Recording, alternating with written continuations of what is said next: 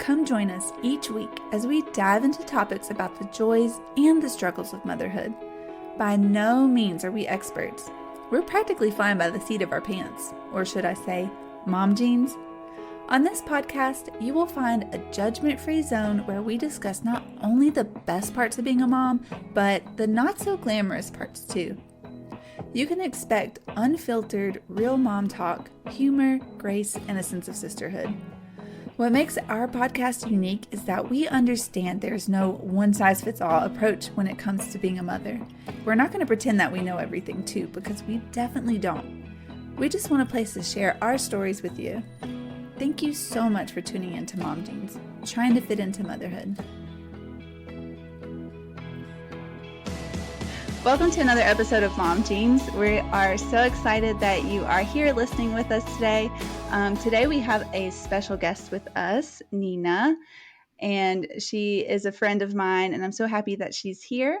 Nina is an author, a mom to two sweet boys, and a military spouse. She's been a stay-at-home mom for 10 years. She's PCS'd, which means for the non-military members out there, permanent change of station. So she's PCS'd 3 times, lived in 3 different states, and she's also a key spouse for her husband's squadron, so she's kind of a lead spouse that is a resource for other spouses or partners out there who need support, especially during deployments. And so she works really hard and does a lot for that also. That's amazing. Yeah, that's awesome. It's a lot of work. I wouldn't do that. We were just talking about that yesterday, actually. And then Nina's also a really good friend of mine, so she lives right down the street. She is awesome, and I'm so glad that you're here with us today. Yay, I'm so glad to be here. Thank you for having me. I'm excited to talk about this stuff. We're going to talk about your book today. We're going to talk a little bit about your staying home with your 2 boys, and then also a little bit about being a military spouse. I can't wait to get to that. But first, we usually do a check-in. So kind of a high-low of how our week is going. Then we're going to dive into those topics. I also forgot to mention who's here today. We have Lisa, Michaela, Michelle, myself, Danielle, and Nina. Leah's on vacation, enjoying her time on a tropical island. So who would like to go first? Lisa? So I guess my high lows are actually like the same, and they both hit on Aubrey this week. So Aubrey, our 6-month-old, she has had 7 ear infections in 6 months. So we finally got the nod to get tubes put in. So we're super duper excited. That will happen next week. Hannah had to get those. I had them. They say it's pretty genetic, and they should make a big difference, and hopefully that'll help, because she's been on so many medications and nothing helps, and it stinks having to medicate her. I don't enjoy that very much, especially because it's not working. So that is a very exciting thing for us. We're happy about that. The procedure takes I don't know if any of you guys have been through that, but procedure takes less than 10 minutes now, and it's an outpatient. They bring you in really quickly, get her under anesthesia. They say, okay, you guys go out, get your car, and pull it around to the other door, and then we'll call you when we're ready for you to come in. And usually before you can even park, they're like, okay, come in, it's over, which is so nice, because, it's your baby. Oh, what's going to happen? And then when they come out of anesthesia, they're pretty upset. Hannah was really upset. She was like, she could not be consoled for probably a half an hour. So it was really hard because she was so confused. But yeah, so I'm excited about that. And then the other high-low is she unintentionally the other day rolled to her tummy in the crib. And then she was like, okay, I don't know how to get back. And she got really, really frustrated. And she's done that now the last 2 nights. So it's really exciting because it's a big milestone for her. But also she's like, wake up, somebody wake up and turn me back over. So that's not as enjoyable, the lack of sleep, but it's very, very exciting. So yeah, those are our exciting moments of the week. Lisa, when Hannah got her tubes in, it was a pretty big game changer for her, right? Yes. Yeah. Yep, it was. And now we just went back to the doctor for her, and she actually, unfortunately, she's outgrown her tubes, and she has an ear infection again. So if she gets 2 more in the next 6 months, they'll go for a bigger size tube. So that's a bummer, but we're hoping we That's a avoid bummer. that. So I didn't even know yeah, that was a but thing. it is a thing. But we'll see. See what happens. Well, I know you've been through it, but small data point. One of the kids in Sierra's class got tubes yesterday, and he was back in class today, smiling and giggling and like such a great sport. So it sounds like Hannah was the same way after Yeah. short-term pain, but long-term gain. Yep, exactly. Well, hopefully she starts feeling better. I forgot about the rolling over to the stomach and not being able to get to their back in the middle of the night. And that wasn't even that long ago. So it goes by so quick. Michelle, would you like to give us your update for the week? Sure. Yeah, lots of highs. I was in Las Vegas last week for a work conference, and my mom and Sierra got some great bonding time, which was really cool. And same thing with my dad and Ryan while I was working. It was nice to be at a work conference and know my family was an arm's reach away if I needed to be there. But, I think it's just generally we're just loving this phase of motherhood, right? Like, I think this 14-month age has just been so much fun, and I'm really trying to embrace it. I'm also trying to embrace, like, this is a week she doesn't have much teething going on. She's healthy. I'm going to come back next week and be like, it's all back, whatever. But, like, I'm just trying to take the really positive moments when they come. And, like, this week has been a good one. And, again, really good bonding with my family and Sierra. And then Mother's Day was just really special. Ryan and Sierra made it really special and lots of bonding there too. So really only low to complain about this week is her sleeping is good, but she's an early riser. So we're up around 5, and I know I'm preaching to the choir here, but those early wake up calls are tough. And there's a big difference when there's a 4 or 5 in the clock versus if the clock starts at a 6 or a 7. So just hoping she wants to sleep in longer, but my mind's just telling me she just wants to party. So she's having so much fun out here in the real world. Nice. Yeah, that's tough, especially if you're not a morning person. I'm definitely not. Nope, I'm not a morning person. Well, yeah, I forgot this past weekend was Mother's Day. And when you listen to this, it'll be a couple weeks past, but we went to the hot springs. Well, first off, the weather's been great. It was literally a blizzard at the beginning of the last week. And then it was all of a sudden like almost 80 degrees. So my husband took me to the hot springs for Mother's Day, and the weather was nice. I was sitting by the pool. I didn't feel like I was in Montana, though you could see the mountain range. It was beautiful. And then the pool was really warm. And so we got to just spend time as a family and get out of the house. And so that was really nice. Other than that, not a whole lot going on. I have noticed Weston's not been as shy lately. Like today I was at a HIIT class and we're all stretching. I had him out and he's walking around and he was just sitting in other people's laps. It made me a little like, not jealous, but I'm like, you don't even come to me and sit in my lap. He was giving out free hugs. Like, who is this kid? Like, he's changed from last week, but still he gets a little upset when little kids get in his face and he cries, but he loves giving like other moms hugs. So that's been kind of cute to see. But Michaela, how was your week? My week's been pretty good. I am home all week, which has not been the norm for me for quite some time, but especially the last 3 weeks. So I know I missed our episode on burnout, but I am feeling it right now. So it's nice to actually be home all week, and the weather has been great. It's starting to warm up. It's comfortable to be outside. Stuff is blooming. And for the last 2 days, I got up early and went out for walks in the woods with my husband and my dog. So it's been a pretty good week. I can't really think of any lows that are worth mentioning. So we'll just ride this high for this week. Perfect. And we're glad to have you back. It's been some time since you've been our episode. So I was excited that you're hopping on tonight. I know I almost feel like a guest too, but I am not. Nina is our guest today, and we're excited to have her. Yes. And we saved the best for last. Nina, how was your week? Any highs, lows going on? Yes, I'm excited to be here. My highs and lows. I guess my high would be Mother's Day was really nice. Definitely gift giving is the language that my husband and I have, and so he gave me some good gifts. That was nice. And I did feel spoiled like with the boys. They're like getting older. Cash is 10, Leo's 6, and it's just nice to have them like be old enough to realize like it's Mother's Day and be excited. And at one point Cash was like on Saturday, Cash is like, it's Mother's Day, like why are you cleaning? I'm like, I'm doing this today so that tomorrow I can do nothing. So that was nice. And then I like last minute went to a bunko tea party I've never played bunco, and it was so much fun.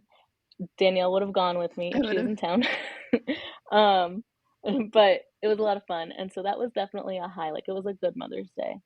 And then I would say low, I have right now Achilles tendonitis, which is very painful and not fun, and I've never had Ooh. something like that before, so I'm dealing with that. And the HIIT class that me and Danielle usually go to, our trainer, she is PCSing, so she's going to be moving. There's a new one starting, but I don't know, I'm not as excited to start it because we just love Dora. She's like wild. We do. So that'd probably be a low. Yeah.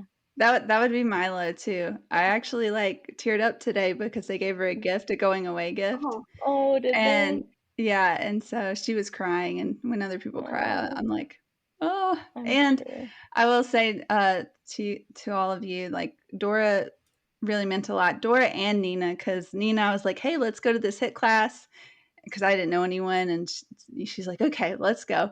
And Dora really kind of made this environment with all these other moms, and just made you feel welcome. And she had HIT classes during the day, and I was like, well, I have my son, I can't come. She's like, no, all the kids come, like they either sit in strollers or they play. And so it really brought this new community to me. And I've made a lot of friends through this class. And so I owe all that to Dora and Nina. If Nina hadn't went with me, I probably would have never went. And so it really kind of helped Oh. me get out of my shell and like meet people.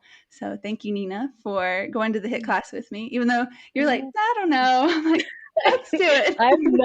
I do not love to exercise like Danielle does, but I know she'd been wanting to do it, and I just had like other things going on. I'm like, you know what, we should do this. And I knew Dora because her daughter was in the same class as my son, and she's just very like out there and just like a fun time. And so I was like, I'll do this class, let's do that. And so we started doing it, and I'm so glad that Danielle really got into it and made friends with some of those other moms. It was really good. And Dora is just so like, she just has this passion for like moms, and literally like she talks a lot about like pelvic floor stuff, and she's just like huge on that. And you can just tell like how much she like loves being a part of like that community, and being able to help other moms.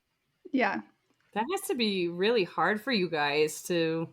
I mean, I know we'll talk about this in the future, but to see people come and go a lot, I would imagine that has to be really difficult. Yeah, it's definitely the hardest part. Especially being an introvert like me, it's like hard once my friends leave. I'm like, oh, now I got to go talk to other people and make new friends. I have a quick non-military question. So with the term PCS, so permanent change station, so does that imply when you get that it's going to be permanent? Like I know it says it in that. So was it a surprise that you've been moved 3 times, or is it more like that's kind of the name for routine moves every couple years? That's the name for like routine moves. So like it's just your like permanent station for now, but you know it's only for so many years. And Got it. it's just different for everybody. It all has to do with rank and job and what positions are open and where. It's a lot. Yeah, And you never know. I don't believe it till I'm there.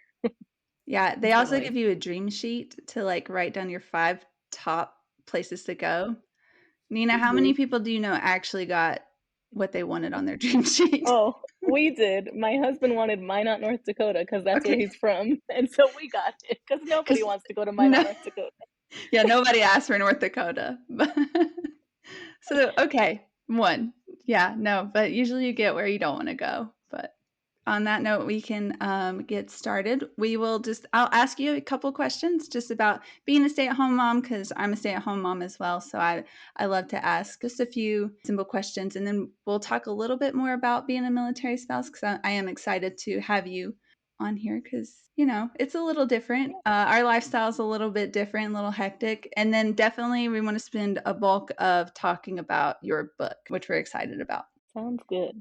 Okay, so did you always know that you wanted to be a stay-at-home mom? So I didn't always think that I would be a stay-at-home mom. I actually thought about this the other day because when I wrote my college essay, it was about like my dad achieving the American dream and how I didn't want to be like my mom, who was just a stay-at-home mom her whole life. And here I am. So no, but I think that the military had a big part of it, as well as just like not knowing what I wanted to do with my life. So I got a bachelor's degree right out of high school. I think you guys talked about this in another podcast where like I don't know if it was on your podcast or not, but somebody was talking about like getting out of high school and like going straight to college. You're not like old enough to like appreciate it as much as stuff. Um, but I did. I went to college and did my 4 years and got my degree in business management.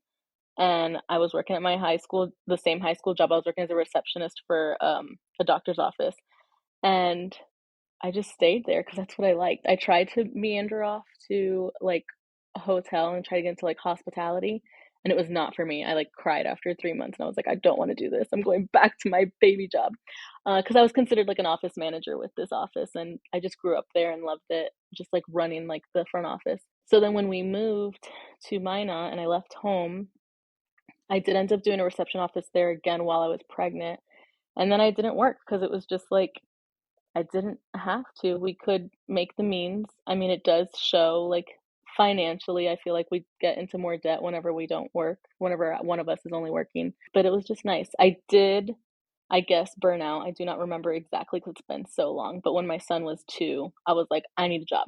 I cannot do this anymore. So I did work and I found a job that I loved in Minot and I worked there for about 2 years. And then I was really sad to leave when we left from Minot to Vegas because that community, that job was like a family to me. So that was really nice. And when I got to Vegas, I didn't work for a while. And then when I did finally get a job, it was only for like 4 months. And I quit because they were giving me a hard time because my kids were always sick. So that was a lot of fun. And then COVID hit. Like I quit, and a week later, all the schools were closed for COVID. And I've pretty much been a stay-at-home mom ever since. So it's a lot of not a stay-at-home mom the whole time. I do enjoy working, but it was just easier. And especially with the military moving you around, it's hard to just like stick to something. Yeah, for sure. Man, but that last time deciding to be a stay-at-home mom, that really threw you right into it, huh? With COVID. Now Yeah. you're going to be a stay-at-home mom, and your kids are going to be full-time stay-at-home kids too. Exactly. That was rough. Yeah, and you can't do activities outside or hang out with other people. Yeah, that was that's rough. tough. That's tough. I do need to back up a little bit because I didn't. So we just like jumped right into it. So you're from Florida originally, and just tell us a little bit about yourself and your family. So I'm from Florida. I'm from Tampa, Florida. My family's a big Cuban family. So leaving was really hard. I never imagined that I would leave. And not a lot of people in my family have left. So that was a lot. It's just a different culture. I went from Tampa to Minot, completely different, like so cold. I love the heat. From a city to a small town, that was really different for me. Although now being older, I do appreciate the small town a little bit. I also keep it in my mind that we're going to go back to Tampa when we retire and that time is coming. So I'm trying to just like embrace like small town feels.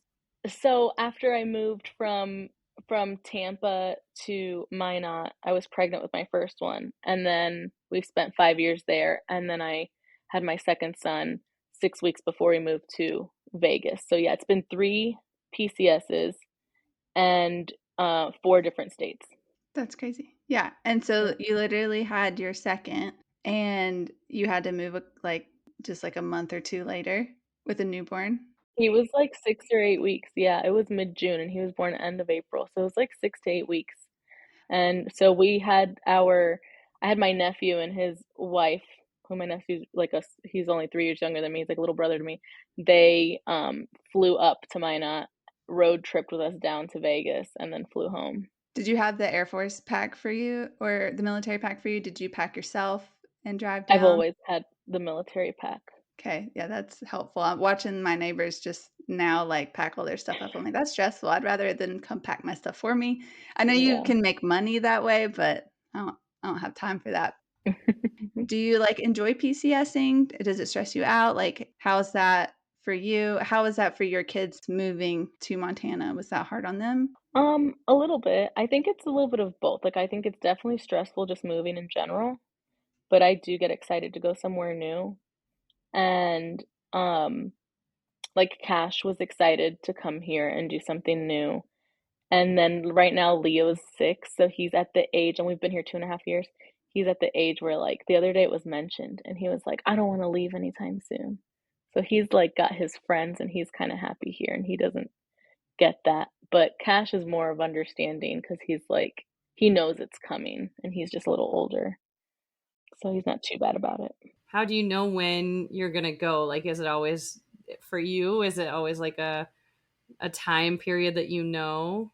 So it's just different for everyone. I think it also, like, when you first start out in the military, your like place is longer, and the higher you go up in rank, typically you're in places shorter.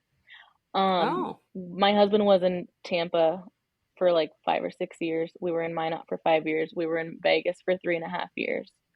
And we actually had orders to go to Germany. I would have been in Germany now last February, but they got canceled. I wow. would have been visiting. I wish you got Germany. Yeah. So, Yeah. Ryan would have got orders this month actually, but he extended so he can just retire. Because if he's at the point, if we move somewhere, you'd have to extend his his service to Whole stay in contract. longer. Yeah. So we didn't want that. So he decided to stay here, and then we retire next year. So we won't be going anywhere else. But yeah, moving's definitely hard, and not knowing, and then sometimes you get orders, and sometimes it's not official until you have the hard copy, I think, like in your hand, like signed or whatever. I'm not even sure how that works. You probably know, but yeah, they can say you're going somewhere and then be like, just kidding, you're actually not going. Yeah, So that happens a lot. yeah. So before I even got pregnant with Leo in 2017, we got orders to Japan. And that got canceled because I'm on blood thinners and I have to see a hematologist, and there wasn't one in so close. So Japan got canceled, and then we got Vegas, and then while we were in Vegas, we were supposed to be there 3 years, and at the 2 year mark, or no, I don't know, something weird. But anyways, we got um orders to Montana here, but they gave my husband less than 30 days to get here, and he was like, Oh, geez. that's not happening. So he told me some story about how like something got kicked in the system and it was a mistake, it's gonna get canceled. And I was like, okay, all's good. And then he came home and he was like, okay, just kidding, we're still going to Montana, it's just in 4 months now. I was like, okay, cool. So you really never know. Wow. So how long have you been in Montana now? 2.5 years. 2.5 years. So it come at any time. Like, would he come home from work and be like, "Hey, we're going"? How does Yeah. that work? Yeah, it's just There's no random. preparation on that. You just get an There's email. no. Yeah, they get an email literally. They'll get a call from their Oh, boss. wow. Yeah. Wow. So you've been through this a few times now. Each time you PCS, does it seem a little bit easier to like make friends and find a community, or like have you found any tips and tricks to finding people that you can actually like call friends and get to know on a military base? And do your kids help with that, or does that not really influence your ability to meet people? I don't know about the kids part, but um I will say it's very like situational. Like it just depends. So like for example, the first when I met my husband, I was already in my hometown, and then we moved to Minot, which is actually where he's from. So I had the support of his mom and his sister and like friends of his. So that was like really, I felt grateful for that because it felt like a stepping stone. Like I didn't automatically leave home and go somewhere completely like, I mean, it was completely crazy to go to Minot, North Dakota, but I had support. So that was really nice. And like I had my kids there. So that was just like an experience, which was nice. Then we went to Vegas, which is like a big city, and you don't have that like small town, like false sense of security, I'll say, because it's not really more secure, but it feels like it. And it's just different. I felt like when we first got to Vegas, I didn't really have friends, but we had so much to do, and I felt like that wasn't very important to me at the time. I also will say in all of this, I stay very close to like my family. Like I talk to my sisters and cousins and stuff a lot. And so we did end up making some friends in Vegas, which were just like coworkers of my husband, like his coworker, his wife and stuff. And so that was like our little, you do kind of find like a little bit of a family. Like they were the ones that are on your emergency contact list and that kind of stuff. And then moving here, it was just another kind of small town from Vegas to here. And in Vegas, we didn't live on base, so I didn't feel very affiliated to the military. Here, we're on base and I'm not working, and I just feel like you're just more like into the whole like military life feel. And I've told Danielle about this. For the first year here, I feel like I barely left my house. I was also very heavy into like my book stuff. So there was that. But I didn't really have a lot of friends, and then I joined this thing called Secret Sisters. It's basically like Secret Santa for like weeks. You get like a sister that you like give gifts to. There's a girl giving you gifts and you don't know who it is, and they're all like spouses or members of the military here at this specific base. And they do like little socials like in between, and at the end of the whatever how long the thing is, if it's like 7 to 8 weeks, they do like a reveal and you find out who was gifting to you, and your girl finds out. That is And it so was so fun. fun. And it just like changed my perspective here completely, because I went from like barely knowing anybody to like now I see these girls at the commissary. I see them at the store over here. I know so many people at the school now, like all these moms that like I've seen them before, but I didn't recognize them because I didn't know them, and now like I know them all from like this group. So that was really helpful. I did it for 2 rounds, and then I stopped because I feel very busy now, because I also at the same time jumped into this whole key spouse thing for my husband's squadron, and that's been pretty busy for me. I'm really curious about the Q spouse thing, but before we get to that, That's how fine. did you find the Secret Sisters group? So they just posted on like there's always going to be like a spouse group for bases. There's obviously sometimes gonna be like drama and stuff on there, but I use that for like, where do I go get my nails done? Like I'm always searching in there for everything, because you just see what people recommend and stuff. And so they posted on there, and they've kind of got like a lot of the same people are doing it as long as they're here, and then it kind of just the people change as time goes when people PCS and stuff. That's really fun. And it sounds like it's right up your alley with gift giving being your love language. Yes, I loved it. And then I love being a gift giver. I don't do well with receiving. So whenever, like, I swear every single time I got a gift, my 2 sisters that I had were so amazing. I would have to like hold back from crying every time I got my gift, because they would just do so well. It was really fun. No. That's awesome. What is the best part of being a military family, would you say? Actually, let's start with, what do you think the hardest part is? Then we'll end with positive. So what do you think that the hardest part of being a military family is? I think it's being away from family. Like, Yeah. especially for myself, we're just like a Hispanic, like very close-knit family. And so leaving that was really hard. I mean, thank God for technology and social media and everything. We're connected in all the ways. But I would definitely say that's the hardest part. And then the best part would be being able to have this experience. I would have never left home. And I feel like you just like learn so much. It's kind of like, I don't know. I don't know if I should say this. Like when you go to college, you just get this like different experience, and you could just tell like some people who like never came out of their shell and like never like experienced all these other things, like you just get open to this new world. And that's how I feel about like leaving home. And so I think that's like important for people to go through. Like I have a lot of family members who like wish they could leave, and they don't have the opportunity to, or at Yeah. least they, life just military gives you a lot of opportunities. Yeah, for sure. I agree with that too. Yeah. Like I'm glad I was able to like leave and see the world, and that would have never happened if, I never got out of my small town. And Yeah. yeah, that's my one advice, like to people, like leave. If you do live in a really small town, like leave. And if you want to come back, that's great. But like go see the world and then decide like where it is that you fit in, and so that's awesome. I was just gonna say I want to get into the book because I just finished it today and I'm super excited. Oh my gosh. Wait, before we get into the book, I'm really curious about this key spouse thing. And I I think it sounds like such a cool thing. I didn't think I didn't know that was a thing. So I'm just kind of curious, like what kind of support it is you are providing to the spouses. And I'm also curious, I mean, I would assume that it's mostly women, like female partners to their Yeah. male counterparts being in the military, but how often are you seeing men that are, coming to you as a key partner, if at all? So I'm just kind of curious about like what kind of how that works. So I think it sounds really Yeah, neat. for sure. So I will say in the military, like a lot of people are not fans of key spouses, just because I don't know why. I think it's just kind of like a wives club that gets formed, and then drama happens often.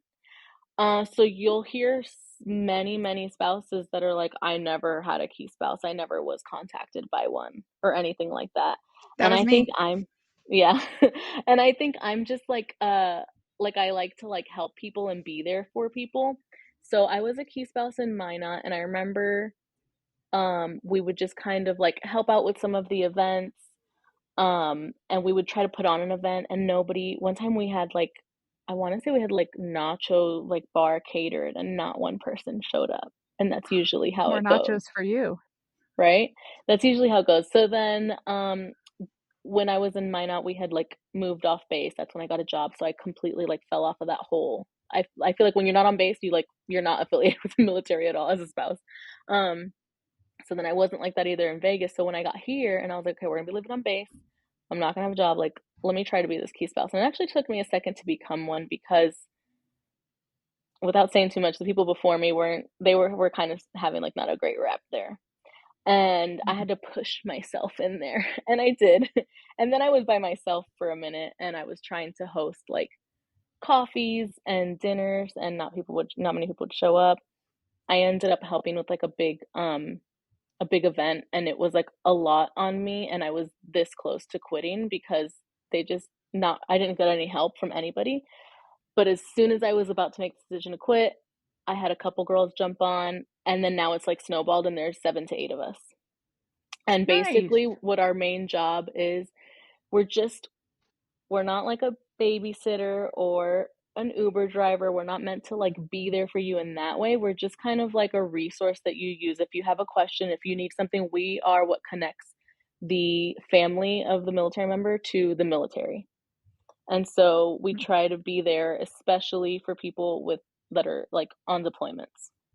Okay. So that, they know that they can reach somebody. So one thing that we've done is I kind of like stole from my Secret Sisters ideas and started like making events like that like the socials we had there, because I'm like, we have a big deployment going on right now, and we were preparing for it, and I'm like, all these people don't know us. Like, we need to make events where they meet us and they get comfortable with us, so that when shit does hit the fan and their husband's gone and the dishwasher's leaking and your car stops running, like, you need somebody to reach out to, and you don't want to. And so it's easier if you like know one of those people.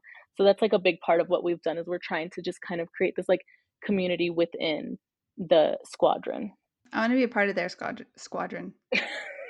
Ryan's not affiliated with it, but they did a speed dating for friends at Magpie, they make really good drinks there. But literally, it was like speed dating, I think, right? But you got to meet people. Yeah, I created these little cards so you could have like a little a conversation topic. And then we like literally like went around a table. We called it speed friending. And so when you would be, and then we had like someone with a timer. So then we would switch seats and talk and just get to know each other.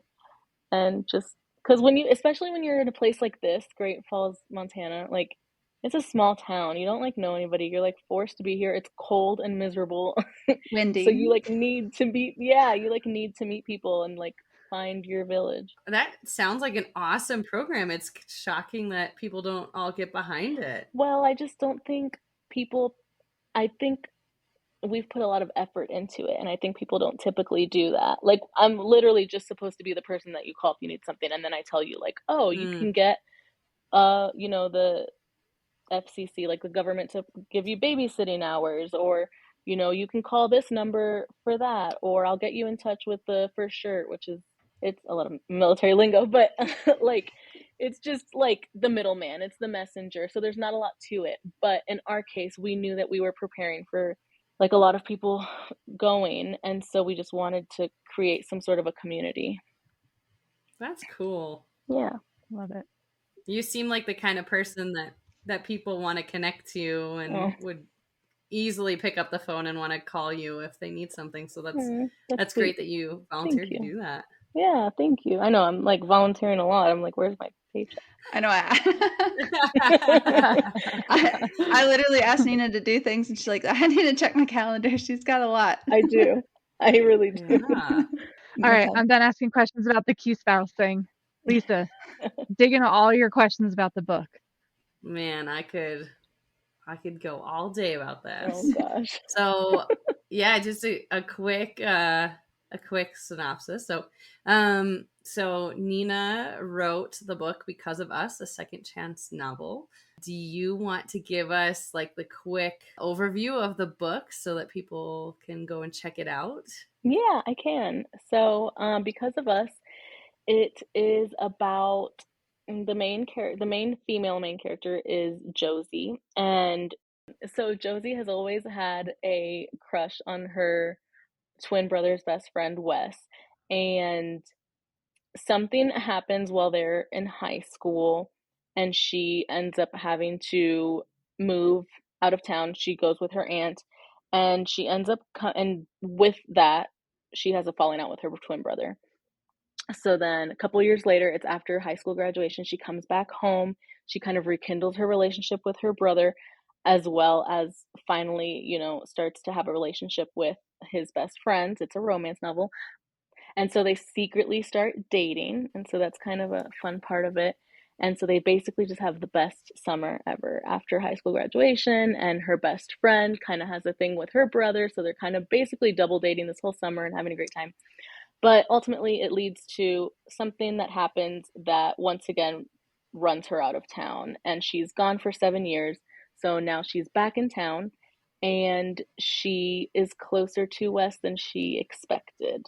And so throughout the whole book, we're going back and forth in the timeline, starting from when they're in high school to present day when it's 7 years later after graduation. Don't give away any spoilers, Lisa. I was just going to say, I could probably summarize it for you because I literally finished it this morning. I started it 3 days ago. It was, I didn't want to put it down. It was so good. That's so good to hear. And I have like so many questions. So why have you always wanted to write a book? No. I have been like a reader on and off through my life. My sister writes poems. They're very dark poems, but she writes poems. And so I've always just kind of liked words. So there's that like prologue about like words. That's like me. Like so much of Josie is like me.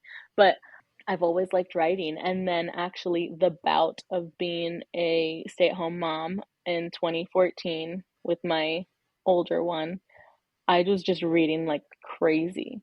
And I actually was reading a lot of Colleen Hoover, her first few books back then. And I just got this like scene in my head of like this girl and her brother's best friend, and they're just kind of like back and forth. There's not even a scene like that in the book, but that's like what I saw in my head, and I was like, I need to write their story. And my husband even got me like a Microsoft Surface Pro at the time, and I started writing, and then it just he was deployed at the time, so that was something else that had me doing that. And then it just fell off and I stopped writing. And years went by and I didn't open up the story at all. But I will tell you that I thought about them all the time.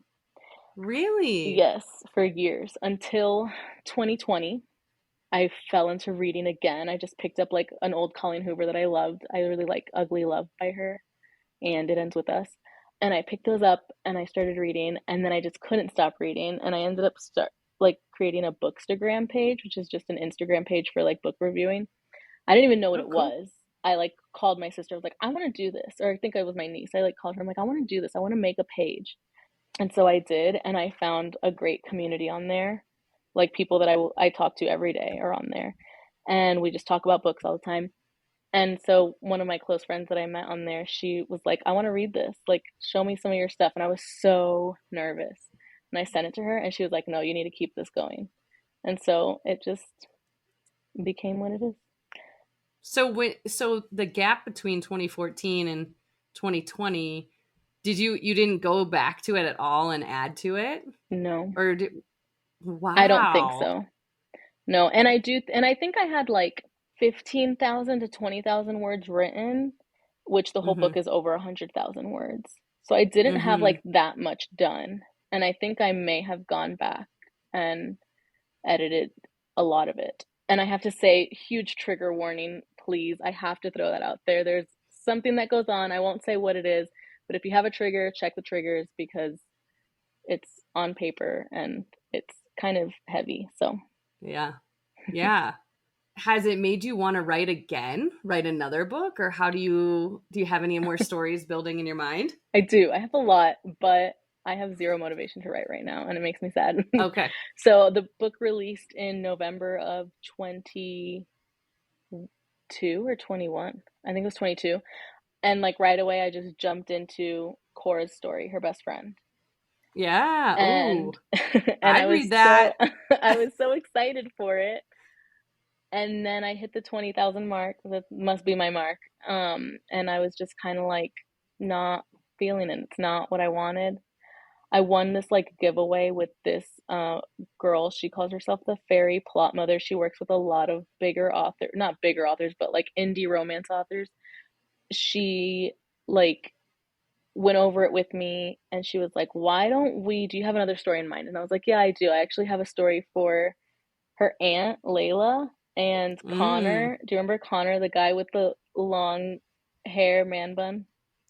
So I wanted to have them get together, and it would be like she's a little older than he is.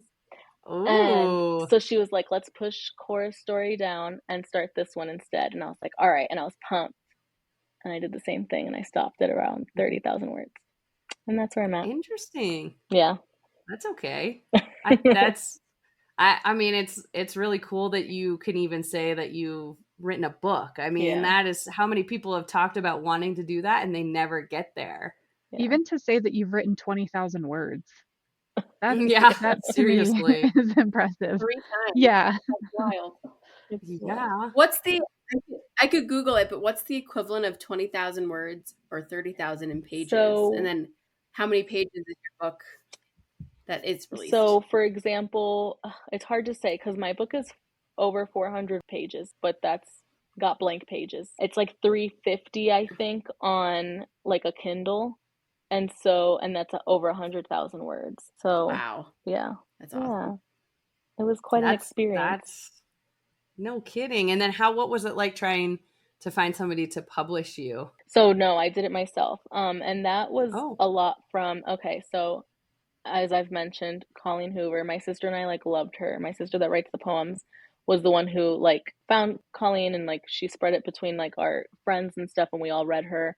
And if you don't know, Colleen Hoover, she would take her mom's laptop. If this is true, she would take her mom's laptop out of her car every night. It was her mom's work laptop and would write on that. And they were living like in a trailer, like they were not doing well. And now she is who she is. And she started off with self-publishing. She says she like self-published it on Kindle, which is what I did. It's called KDP, Kindle Direct Publishing. And so you do it through Amazon and you just upload it yourself. And then that's how. And so supposedly when Colleen Hoover did it, she did it for her family to read, and it just kind of word of mouth spread. But my sister released a short book on like poems. And so I already had a little bit of knowledge from that. And so I just knew. I mean, I think to go the other route would be to be traditionally published. So I'm assuming you would like send it to agents and publishers and stuff like that. And there's just a huge indie community. So that just wasn't even an option for me. I'm like, why am I going to try to like sell myself? It's my first book. Like, I'm just going to do it myself. That's amazing. I will say I got through probably like the second steamy like part. And I was like, I wonder if her husband's read this. Like, I'm guessing your husband's read the book. I asked the same thing. He has not. Also, I'm pretty sure this is when I met Lisa in the backyard, and she came out like a little hot and heavy, and she was like telling me about like the part of the book she was at, and I was like, all right, that's the only spoiler I have on the book, because I need to add it to my my book list. No, he has not read it. How do you think he would react if he read it? I don't know. I think I don't know how he would react to it, to be honest. I think he'd probably just like laugh, because I'm not gonna lie, a lot of stuff is pulled from reality, but there's a lot of stuff too that's just like I read. I mean, what are you gonna do? I'm gonna make stuff up that I don't know. Like that's what I was like. That's what I wanted to ask too. Like, how much of this comes from your life? Because it's not like, I mean, unless you have a super crazy active imagination, which is totally possible. But I'm like, some of this has to be coming from something. Well, of course, some stuff is real, and then some stuff is I read smut all the time. Yeah, same. That's like a big thing. Like that's a big part of, I have not stopped reading. I have slowed down reading a lot, but this whole time I have not stopped reading because I feel like if I do stop, then I really am not going to be writing. Yeah. So then, like, how long do you think it took you to write like those first 20,000 words? And when were you writing with having a son at that time? So at that time, I don't even remember like the moments that I did write. That was just so long ago, over 10 years ago. But when I did finish it, just a couple years ago, I would write a lot at night. It was like put them to bed and come downstairs. I can't tell you how often I've fallen asleep in front of a computer. There are often times that I'll be like, okay, I'm going to cut this time out of the day to write. And it just does not work out for me. I get too distracted and the phone rings and. Yeah, that's what I kind of wondered. I mean, like with reading for me, as you can tell, I read your book pretty fast. Like I lose sleep because I like can't put it down. I want to know what happens. Like, is that what it's like writing as well? Are there times where you're like, okay, I'm just going to write until 10 p.m. and then you look at the clock and you're like, oh my gosh, it's midnight and I have to be up with these kids soon. There has been some of that. I call it, or maybe other people call it this too, a reader's high. There's times that like I did not go in planning this. This just came out of nowhere. And that does not happen a lot. And when it does happen, I'm so grateful for it because that's like, I feel like that's like the good stuff. It just depends. I can't tell you how often like I'm sitting here just staring at the screen and I'm just like, I have no idea what to write. Yeah. Yeah. I get that trying to draft emails at work, so I can relate.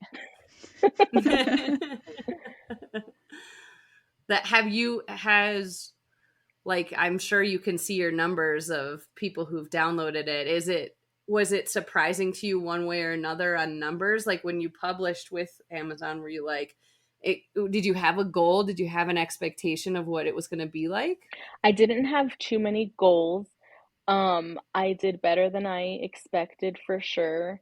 I also had I blame the Bookstagram community. If I didn't have them, my numbers wouldn't be, and my numbers are not great, but they wouldn't be like where they are without that. Because I just had like a huge like community there, everybody just like sharing it and stuff. So that was really nice. Is it hard for you to self-promote, or are you pretty supportive of yourself in that way? Online, I had a really good time doing it. I like loved, like I even created all of my graphics and everything that I made with like little quotes and stuff. I posted on my Instagram. I did that all myself and I loved that. I love playing in Canva. Okay. In real life, very hard. Yeah. Yeah, I don't mind it. It's like if I know you, I like love to talk about it and it's all good. But if I don't know you, I'm like embarrassed. Not even just because it's like steamy, just because it's like a book in general. Just because I'm scared that like, even though my feelings do not get hurt that bad at all. But if it's like somebody I know who's like a real like book critic, like they read a lot and they really and they read mine and it just does not meet their standards, like that freaks me out. But I've had plenty of like bad reviews and they don't bother me too bad. I think it just would hurt more if it was somebody that like I knew.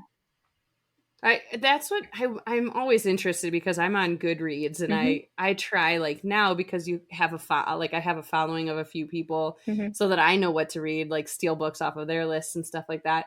And like for the most part, I try to read things 4 stars and more because there's so many books out there. And I was looking at your rating before and I was like, oh, interesting. And whenever you have like certain ratings, you're always like, okay, where did it turn for the reader that they did that with the review? So like, I kept waiting for the point where I'm going to be like, oh, when is this going to disappoint me? And it didn't. Like, even to finish the book the way you did was well done. And I'm not just saying that because you're on the podcast. Like, I genuinely really enjoyed your book. And but the problem that I have with it is like, well, now you have to keep writing. Like, I want to keep reading your story because I like your writing style. Oh, thank you. No, it's nice. So one of my best friends, Brittany, that I met on Bookstagram, and her and I talk all the time. She's like my number one fan there, and she like knows all the stuff of all the stories that I want to write, and she's always like, stop talking about it and just write it. Like, I'm ready for it. And so I don't know. I totally get that. It's just, I don't know. It's just hard. It's hard with anything you do, right? Like I've been talking about starting like a photography website for years, like 6 years, and it's so hard to get yourself to actually do it, and you're like, but it's so rewarding when you actually do it, but it's the hardest part is just sitting down and doing it. Yeah. But I was going to say there's one thing that I also really appreciated was like in your steamy parts, like you didn't say, this is like one of my biggest pet peeves with steamy novels is they use the words like breast. Like who uses that word? Like boobs. Use the word boobs. I probably said it in there and you didn't even notice. No, I literally was like, she said boobs. She said boobs. I love that. I was so excited. It's hard because I read all kinds of I only read romance. I'll say that. The furthest I go, I steer from romance is like Taylor Jenkins Reid. That's the furthest I stray.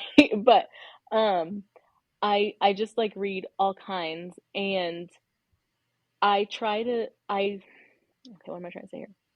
I like the younger, like new adult is what they call it. I like that age. Yeah. I'm more drawn to that. But then I feel like I'm like 35. I know that's not old. I'll be 35 next week.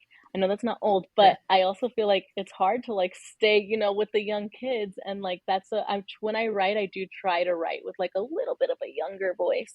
And yeah, I try to just say like regular words like that. And it's interesting. And there's so many words that people do not like that are not just the professional words, but like the medical term, I guess, that people do not like. And sometimes it's hard to steer from that because when you're writing, you're like, how else am I going to say this? Yeah. So totally. So that being said, I know your husband hasn't read it. Have your parents read it? No, my dad did buy it right away. And my dad made me post it on Facebook. He's like, you're not going to tell anybody. So I was like, fine. And I did like a huge post all about it. And it did get like a lot of people were like congratulating me. And but he did not read it. He does have it displayed in his house. And my mom was going to read it and didn't, but that's whatever. She's probably a big part too of like my reading for romance novels, because she always wrote, I don't read these, but she always read historical novels, historical romances. And they're like, we had like my dad like built her like a library, and she just had like so many, and she doesn't have them anymore, but I grew up like seeing those all the time. Did they not read it because they knew it was steamy and it was coming from you? She just doesn't read anymore. Okay. Yeah. And then my dad just wouldn't read it, but he promotes it. He like went on a cruise, and he's like, I told these girls here, I saw them reading, I went up to them and told them. I'm like, Dad, like, you don't know. And then like lo and behold, one of them like wrote me, and she was like, your dad came up to me and I loved your book, and it was so nice. It was really sweet.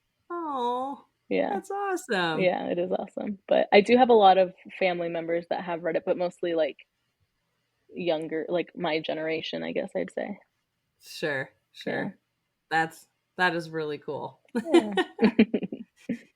Yeah, I actually read it. I'm not into spicy, but it was so spicy. No, it wasn't so spicy. I really actually did enjoy it. I enjoyed the storyline and like the plot and everything. So yeah, it was like a page turner for me too. And Nina, I don't know how. I don't think you told me about it. I don't know if you posted it. Maybe I was creeping on your Instagram. I don't know. When we first became friends, I was like, you wrote a book? And you were like, yeah. And I was like, I'm downloading it right now. So you really did jump on it and you read it. And I remember being like surprised. I don't know. Every time I tell people, I've known them for like a little while. So then when I tell them, they're like, what? How did I not know this? But yeah, I thought it was so cool. I was like, of course, I'm supporting a friend. Like, I'm going to read this, even though it's not like my typical read. But I really did enjoy it a lot. I would say it's like a maybe 2 to 3 chili pepper out of 5 chili peppers. I would probably bump that up to 3 to 4. Maybe there's crazy stuff out there. there I guess you're right. I read a lot of romance, but like, I guess it's not like 50 Shades of Grey. I mean, in a way, yeah. I think more, well, yeah. It's just like how detailed you go into it, I guess. Yes. I don't know. Yeah. You go pretty detailed. I mean, I guess I felt like I went pretty detailed, but you did. yeah, there's just a lot of, I don't know. It wasn't so crazy. It was more realistic. Right. Right. No, totally. You're right. So so you said is it called Bookstagram? Is that what? So it's Instagram, but the community is called Bookstagram. It's like, have you heard of Book Talk? It's TikTok, but they call it Book Talk. Oh, No? no. I'm not familiar. So I then is there like one person that you or like a bunch of people, or how does that work? Can Yeah. like people listening join, aka me? It's just if you just like maybe search up hashtag Bookstagram, that might bring you in. Okay. But it's just Instagram, and it's just people Okay. who post about books only.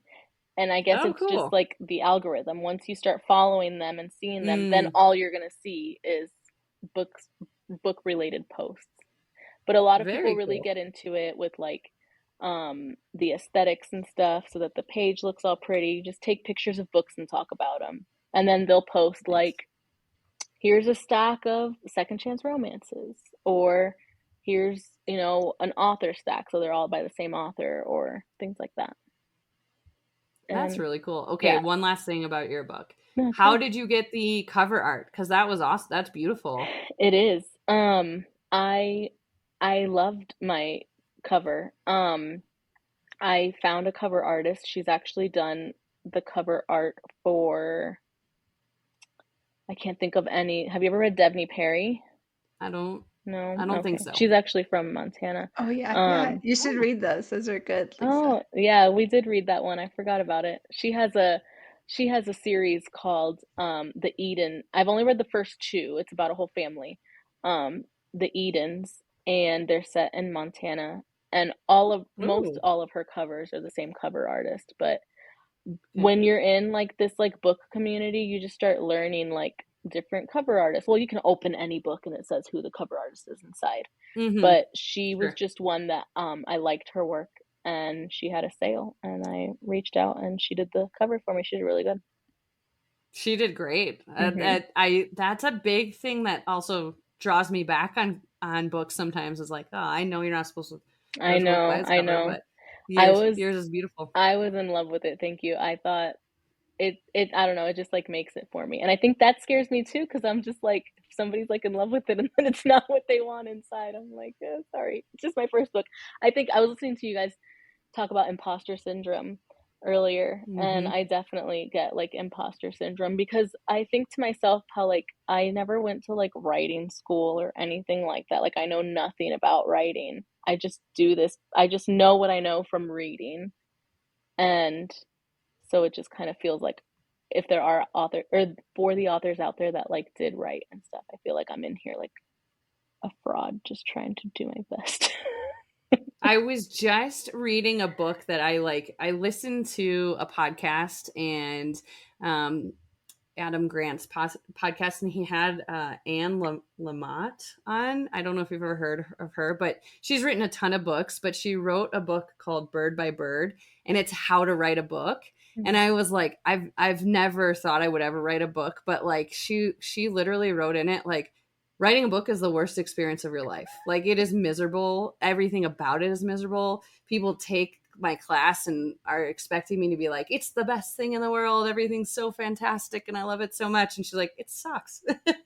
But same thing. Like, she's like, some of the best authors are the ones who don't know all of this stuff, like, don't know that, oh, you're supposed to do this, this, and this. It's like, they just figure it out. And sometimes not having a structure is the right way to go. But it's a really cool book. I know I like fall asleep really easily reading nonfiction. Like, I love fiction and I have a hard time getting through them, but I actually really enjoyed her book, like, because she's really funny about it. She's like, yeah, I mean, you're going to have like your first draft. I always call it your junk draft, because it's just garbage. And then you like let your mind go all over the place, but then a new book could come from that. So anyway, that's a good one.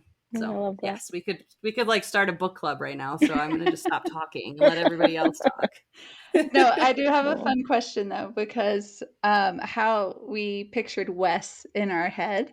Nina, I want you to go last because you created him. So for me, Wes is like Avery. Oh no, you guys are gonna give me No, no. You're gonna give me a picture of Wes. Do you need to take your headphones We'll off? see if yeah, maybe I'll mute myself for a little bit. Well, mine for me was more like Avery off of Grey's Anatomy with like really blue eyes and I don't know, just like dark complected and just very mysterious and like handsome. I don't know. And well, obviously buff because I won't say why, but that's how I picture him. Don't know why. Oh, really? Yeah. I'm looking him up. Oh, that's not at all what I pictured. No, not. All right. No, but you run with that, Danielle. You run with it, okay, girl? Yes. Wait, I love this. Lisa, what do you envision? And then Nina, what's your vision? Well, and this is the thing I'll tell you about, like, if I ever like see a show and then I find out it's a book, I'm like, this is the best, because then they can't ruin for you like what you had pictured, right? Like, sure. Perfect example, exactly. Like Twilight. I saw the first movie first, then read the books, and I was like, okay, good. But then I read Outlander before I watched it, and I was like, that was terrible. It's great. Or 50 Shades of Grey. Like, I almost protested watching those movies because they casted so horribly. I like still want them to remake those movies because they casted so horribly. Okay, I'm passionate. Sorry. No, you're fine. I don't know. I can't really like say anybody like specific. I really can't. No, I couldn't say. You know. Yeah, so, I couldn't say a specific. But he's person just like either. Buff and just like, I don't know. I like a nice high fade. And always with his backwards hat. Ooh. Yeah. Nice. Yeah. I don't know. It's so weird. It's weird because exactly what you just said. Like, you just envision something different. There's this, I forget what the name is. It's like, I don't know if it's AI or not. I would assume it's AI, but she creates a bunch of like characters and she does a really good job. I think it's called Art in Character. And she does it for a lot of like indie books and stuff. And sometimes they look awesome and I'm like, damn, she really like did well doing that. I actually created oh my gosh, I probably shouldn't say this because people are like against the AI stuff, but there was like a little trend. That's the thing that they'll do on Bookstagram, is there'll be like a lot of trends, and there was a trend where people were like creating like little AI scenes, like Pixar movie scenes, where it would look like a Pixar movie of like scenes in the book, and I like did it on my own just to like mess with it, and it came out so cute that I was like, I can't not post this, so I like posted it on my author page, but I was just having fun with it. What is your Instagram? So it's Pillow Talk Writes. So Pillow Talk and then Writes. Because so nice. With my Bookstagram, my review page, it was Pillow Talk Reads, and I just like grabbed Writes because I don't know, I thought it was fun. Even though the writing came before the Bookstagram page, that really like got me going. That's awesome. Yeah, so go follow right now. And do you sell just on Amazon or other platforms? And do you have a preferred platform for people to buy? So I did for a minute there have a website where I was like selling signed copies. I also made my own stickers and bookmarks and stuff like that. But I took that down just because there wasn't a lot of traction in the beginning. There was a little bit, but after a while there wasn't. And having a website is expensive. And I kind of just like fell off this whole like author thing. And then, so you can get it on Kindle, but now it can be, so it's kind of really confusing. I uploaded it finally to this website called Ingram Spark. And that's basically where people can upload their books. And like, if Barnes and Noble wants to buy your book, they would want to go to like Ingram Spark. It's just like a platform that like those bigger companies use so that they're not having to like buy it from Amazon, kind of. So I finally uploaded it into Ingram Spark, and I ordered a couple copies because I have ordered many copies from Amazon that come damaged, which is really frustrating. And because I'll order them like in bulk, like 10 at a time, like not a huge amount, but they'll come like beat up. Yeah. And then I'm like, I'm about to sell this to somebody signed. Like, I want it to be in perfect condition. So that was really frustrating. So I finally went ahead and uploaded it to Ingram Spark. And the other day, I just hadn't done it in a long time. And I was like, I'm just going to Google the book. Because I used to do it at the beginning. I was obsessed with looking for it everywhere. And recently I did it for the first time in a while. And it popped up on Target and Barnes and Noble and stuff. And it freaked me out because I'm like, who did this? like, why is my book on these websites? But it's because of that, like, that Ingram Spark. It like automatically uploads it to those. So you could buy it from there. I still get like commission through the Ingram Spark website. So neat. Yeah. That's really fun. Awesome. Yeah, it's interesting. I was really like in the thick of it. I knew all this stuff and I was just like working on it every day when I was coming out with the book. And like, cause I finished it in June and then I like sent it to beta readers, to an editor, and to ARC readers, which is just like another lingo for all this. And then I released it in November. And so during that time, I was just like gung-ho, like trying to advertise it and trying to figure all that author stuff out. Well, before you leave or I leave, I would like a signed copy. I need to get a copy, and then you can sign it for me. Okay. Sounds I good. love that. Maybe it's part of our next Yeah. giveaway. Yeah. Can we get a signed Mom Jeans copy? Ooh, Yeah, let's do that. That would be fun. I do have one more question. What is your all-time favorite book? And or it doesn't have to be all-time favorite, but then also what are you reading right now? All-time favorite is hard. I wouldn't say this is my all-time favorite, but one of my most recommended books that I recommend people to read is The Deal by Elle Kennedy. It's a sports romance, college vibes, little steamy, funny, and then you get like the whole friend group. It's like a series. So that's a book that I definitely love. I always have loved Colleen Hoover books. I'm a big fan of emotional books, so that's why my book had a bit of emotion in it, because although I do like it to get steamy, I can't have it be steamy only because that's boring. I need it to have like a good amount of like emotion. I could talk for 100 years about what books to recommend. And then I'm reading a book called Ruckus by LJ Chen. It's actually the second in a series, but a friend recommended it. She's been recommending me to read it for a long time. And I skipped the first one because the first one, the hero's like a bully, and I'm not into that very much. I can read it, but it's not my favorite. If they're too mean, it's like unrealistic to me. And I don't know why. I like my books to be more on the realistic side, Right. even though it's fiction. But it's about this guy in love with the stars. And when they start comparing the girl to the stars, I love it. That's awesome. Yeah. We do have one final question. Okay. What do you think your favorite parenting advice is that you've ever gotten? You know, I was trying to think about that. Parenting advice that I've ever gotten. Oh gosh, there's just like so much out there. I feel like the one that I have is a controversial one, but I'm just gonna go with it. And it's the cry it out method. I like did not do it with my first, and he just now, being 10 years old, started to be like, okay, let's let him sleep on his own. And my other one, and I'm sure that this isn't the reason why, but my younger one, my 6-year-old, I did not do it with him. And then I